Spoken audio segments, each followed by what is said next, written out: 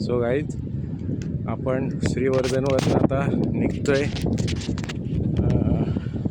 तुम्हाला माझ्या मागे समुद्र किनारा सगळीकडे अथांग पसरलेला दिसतोय.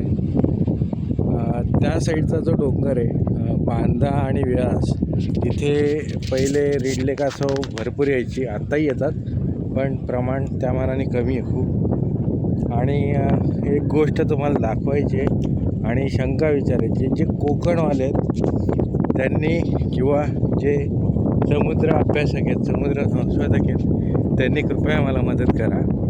ही गोष्ट मला वारंवार समुद्रावर मिळते आणि बऱ्यापैकी प्रमाणात मिळते, खूप जास्त.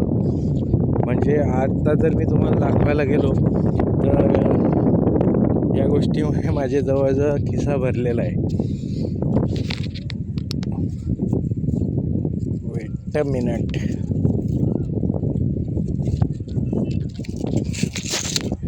हे बघा, सो हे खूप सारे मिळालेले आहेत. याला बरेच जण मोत्याचा पापुद्रा किंवा अजून काही गोष्टीमुळे संबंधतात. अजून एक तुम्हाला दाखवू शकतो, हे बघा इथं आहे. जस्ट आत्ताच मिळालेलं आहे.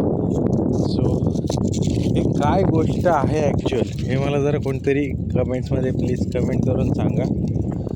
कारण ना हे प्रत्येक वेळेला मिळतं, पण हे खरं काय आहे याचं उत्तर आजतागायत मला मिळालेलं नाही आहे.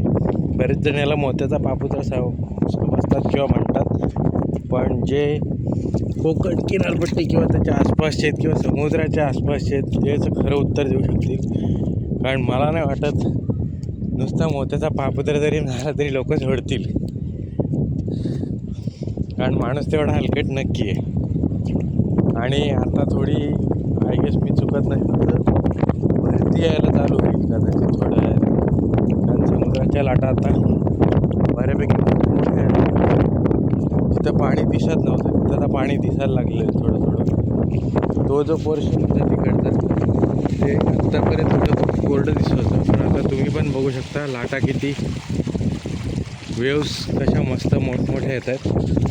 सो ते पण आता समजेल भरती ओटीचा कसं काय खेळ असतो काय ते. आणि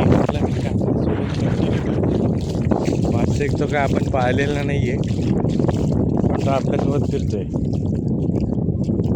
आणि रात्री कदाचित आपण ते जे खुबे पकडले होते ते बाटलीत टाकून दाखवायचा प्रयत्न नक्की करू की तो प्राणी कसा असतो.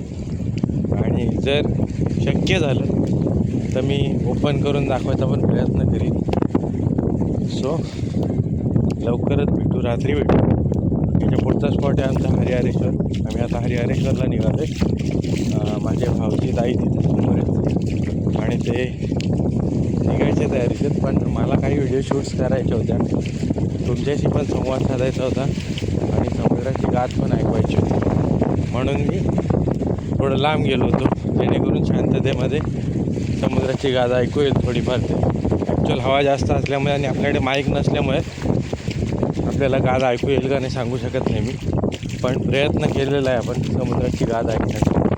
आणि तो एक वेगळा आनंद असतो जो मी आजतागायत भरपूर वेळेला अनुभवला आहे. आणि मला ती गोष्ट करायला आवडते की मी जसं हिस्टॉरिकल प्लेसला गेल्यावर एक साईडला कोपरा पकडून शांत बसतो आणि गोष्टी आठवायचा प्रयत्न करतो.